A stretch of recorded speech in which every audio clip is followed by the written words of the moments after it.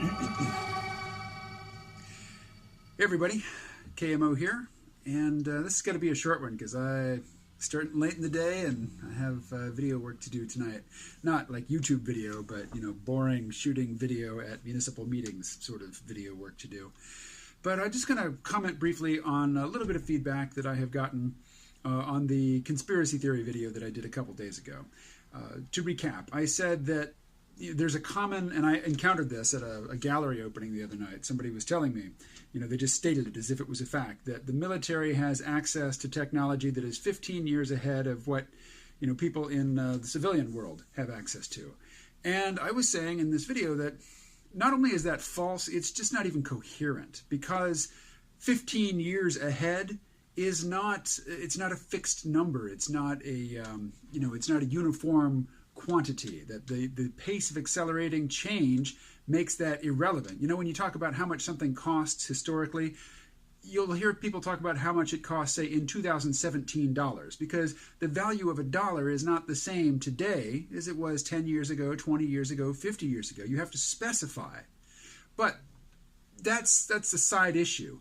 This whole idea that the military develops technologies from scratch without any participation from, non-military actors, corporations, research institutes, things like that, and holds on to it for its own use and then doles it out to the civilian world, in little dribs and drabs, but 15 years behind what they themselves have.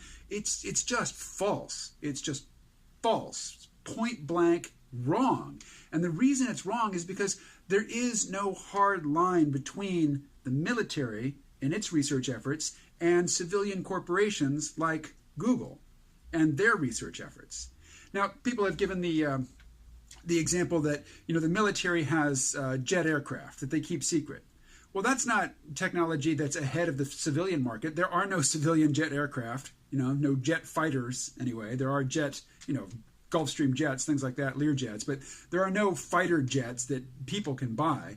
The idea that the military's fighter jets are 15 years ahead of what you can buy, down at your local fighter jet dealership is just stupid. It's just, it's from Fantasyland. I'm reading a book right now. Actually, I'm not reading it. I'm listening to the audiobook version of a book called Surveillance Valley, The Secret Military History of the Internet. And I can't read the author's name because it says only from Audible across the bottom. But it's, I think it's Yasha Levine. Might be wrong on that last name. But it's talking about the development of computing technology and networking, networked computer technology from the 1950s on. And much of what we call the internet today came from the activities of the CIA in their counterinsurgency efforts in Vietnam.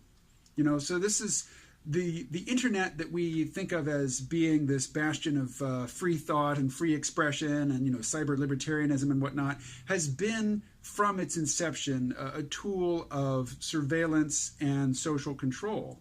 And that wasn't because it was a military project, but the civilian players and the military players, there's two histories of the internet that are popular. One is that it's a completely military creation that grew out of ARPANET, ARPA being the Advanced Research Project Agency. And the other notion or the other story about the history of the internet is that it was developed by acid-dropping hippies in California. And both are true. And what's more, those aren't separate stories. Those two stories commingle. Nicholas Negroponte, who was the founding financial backer of Wired magazine, was a longtime spook. He was a military contractor. And yet here he is as, one of the anchor members of this supposedly completely, consumer-oriented technology lifestyle magazine.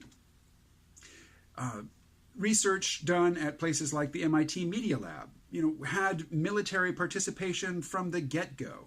The acid-dropping long hairs and the military spooks, they have been mixing it up and getting along quite well for many decades. And, the idea that, say, Google Street View and Google Maps existed and was available for the use of the military for 15 years before any civilians ever got a hold of it, that's ridiculous. Yes, GPS technology was developed by the military.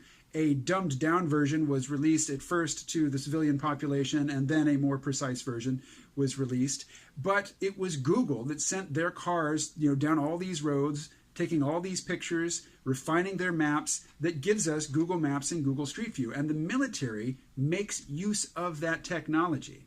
So the idea that, yes, the military has access to things that later seep into the civilian market, that is a much, much weaker claim than the one that I'm refuting. The one I'm refuting is that the military-industrial complex, the deep state, the intelligence agencies, they all have this separate sphere, this insulated sphere of technology development, which leaks out into the civilian population, but only after the military has had exclusive access and use of it for a decade and a half. And that is just incoherent, because that's not how technology development proceeds. It is a combination of efforts by the military and by civilian and non-military actors. And if Google makes some enormous breakthrough in artificial intelligence, they're not going to sit on their hands for a decade and a half and not use it, just so the military can have it for 15 years, because Amazon, Facebook, Microsoft, and a bevy of Chinese companies are all working competitively and really hard and dumping a lot of resources into getting AI, so that whoever gets it first, really strong AI, is going to have that first mover advantage. The idea that they're going to develop it, perfect it, it's going to be ready for commercial use, and then they're going to sit on it for 15 years it's nonsense. It is absolute nonsense. Okay. I'm done. I will talk to you again later. Bye-bye.